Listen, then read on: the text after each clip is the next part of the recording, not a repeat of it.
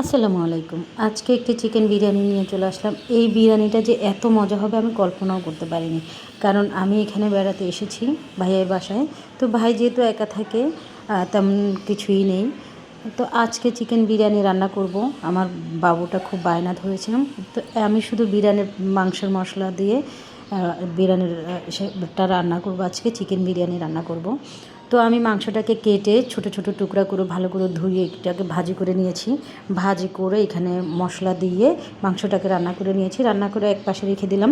এখানে লবণ দিয়েছি, মরিচের গুঁড়া দিয়েছি, টমেটো পিউরি দিয়েছি, চিনি দিয়েছি, এখানে পেঁয়াজ বাটা, আদা বাটা দিয়ে আমি মাংসটাকে রান্না করে নিয়েছি। মাংসটা শুধু দুধ দিয়ে রান্না করে নিয়েছি।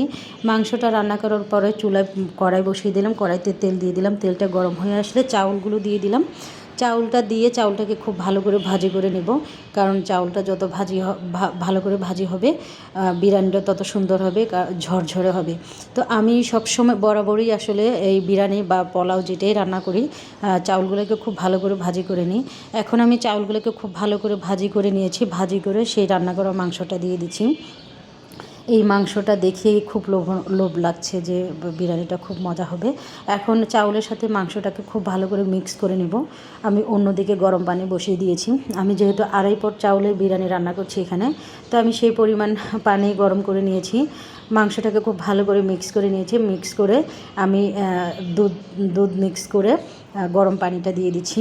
দুধের সাথে দুধ আর পানি মিক্স করে আমি 2.5 পট চাউলের জন্য 2.5 পট পানি দিয়েছি।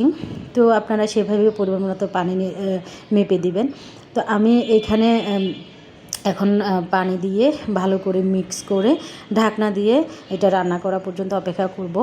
তো বিরিয়ানিটা আসলেই সিম্পল মশলা দিয়ে আসলেই যে কোনো জিনিস খুব মজা হয়। আমরা মনে করি যে বেশি মশলা দিলেই খাবার মজা হয়, আসলে সেটা কিন্তু না।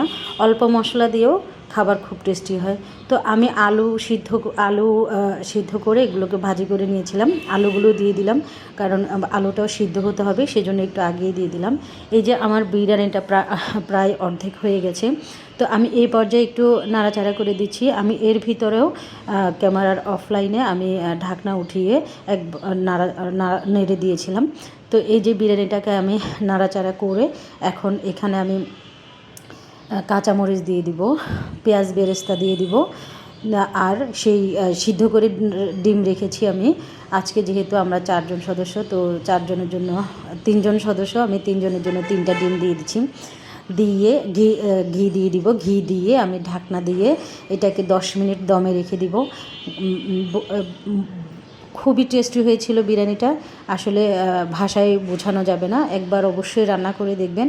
এত সিম্পল মশলা দিয়ে বিরিয়ানিটা এত টেস্টি হয়েছিল যে কি বলবো, সবাই খুব মজা করে খেয়েছি আমরা। আজকের দুপুরের আয়োজনে আসলে খুব ভালোই লেগেছে বিরিয়ানিটা। অল্প মশলা দিয়ে এত সুন্দর বিরিয়ানি হয়েছে, ভাবা যায়? আসলেই অল্প মশলা দিয়ে তরকারি রান্না করলে খেতে খুবই ভালো লাগে, টেস্টি হয়। অবশ্যই এইভাবে একবার ট্রাই করে দেখবেন। আল্লাহ হাফেজ।